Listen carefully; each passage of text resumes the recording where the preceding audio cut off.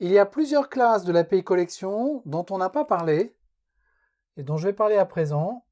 Il s'agit des classes Vector et Stack, en fait Stack étant Vector, et des classes HTable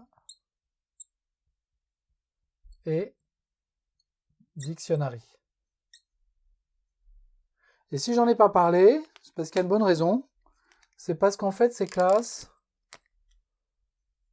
sont obsolètes. La seule chose dont il faut se rappeler avec cette classe, c'est qu'il ne faut pas les utiliser.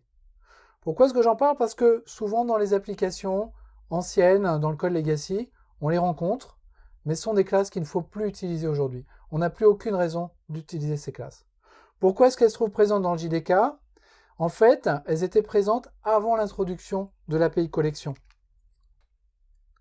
Les premières versions du JDK ont été introduites en 95-96, 1995, évidemment. L'API Collection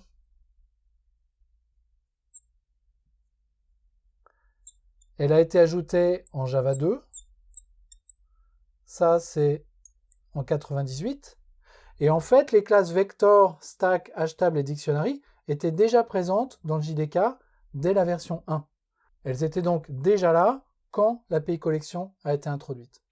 Donc lors de l'introduction de l'API Collection, elles ont été ajoutées en fait à la hiérarchie des implémentations de collection. Donc Vector, c'est une liste, HTable, c'est une map, mais tout ce qu'elles font est fait de façon plus performante avec EureList et avec HMap. Donc aujourd'hui, on n'a vraiment plus aucune raison d'utiliser Vector ou HTable dans nos applications.